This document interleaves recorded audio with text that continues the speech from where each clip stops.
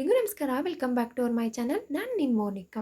ಇವತ್ತಾದರೆ ಹೋಟೆಲಲ್ಲಿ ಏನು ಮಾಡೋದು, ಈ ಥರ ಒಂದು ಸಲ ಚಿಕನ್ ಫ್ರೈ ಮಾಡಿ ನೋಡಿ. ಮನೆಯಲ್ಲಿ ಸೇಮ್ ಹೋಟೆಲ್ ಸ್ಟೈಲೇ ಬರುತ್ತೆ.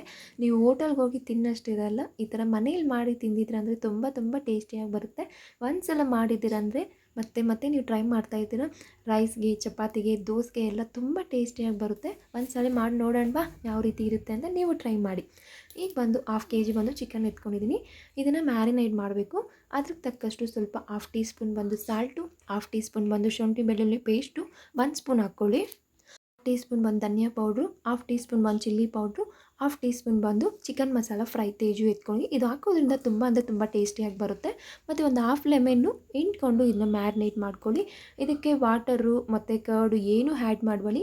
ಚಿಕನಲ್ಲೇ ಸ್ವಲ್ಪ ವಾಟರ್ ಇರುತ್ತಲ್ಲ, ಅದನ್ನೇ ಗಟ್ಟಿಯಾಗಿ ಕಲಿಸ್ಬಿಟ್ಟು ಫ್ರಿಜ್ಜಲ್ಲಿ ಏನೂ ಇಡಬೇಡಿ.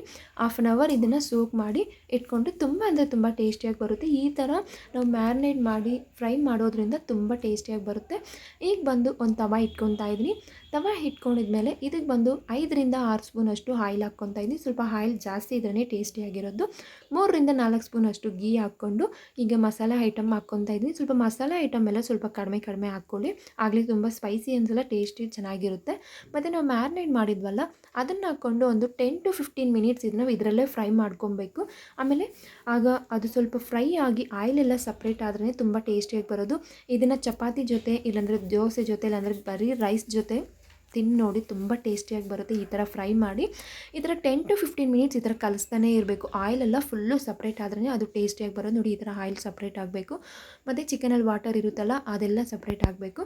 ಮತ್ತು ಇದ್ರ ಮೇಲೆ ಸ್ವಲ್ಪ ಹಸಿ ಆನಿಯನ್ನು, ಹಸಿ ಮೆಣಸಿನ್ಕಾಯಿ ಹಾಕ್ಕೊಂಡು ಇದನ್ನು ಕಲಿಸ್ಕೊತಾ ಇರ್ತೀನಿ. ಆ ಆನಿಯನ್ ಎಲ್ಲ ಕಲರ್ ಚೇಂಜ್ ಆಗಬೇಕು. ಆ ಥರ ನಾವು ಫ್ರೈ ಮಾಡಿದ್ರೆ ತುಂಬ ಟೇಸ್ಟಿಯಾಗಿ ಬರುತ್ತೆ. ಈ ಥರ ಸಿಮ್ನೆಲ್ಲ ಇಟ್ಕೊಂಡು ಕಲಿಸ್ಕೊಂಡು ನೋಡಿ. ಇದೆಲ್ಲ ಸ್ವಲ್ಪ ಕಲರ್ ಚೇಂಜ್ ಆಗಿದೆ ಅಲ್ಲ. ಇದರ ಚೇಂಜ್ ಆದಮೇಲೆ ಇದಕ್ಕೆ ಬಂದು ನಾನು ಆಗಲೇ ಏನೇನು ಮಸಾಲೆ ಹಾಕಿದ್ನೋ ಅದನ್ನು ಇನ್ನು ಸ್ವಲ್ಪ ಹಾಫ್ ಟೀ ಸ್ಪೂನ್ ಹಾಕ್ತಾಯಿದ್ದೀನಿ.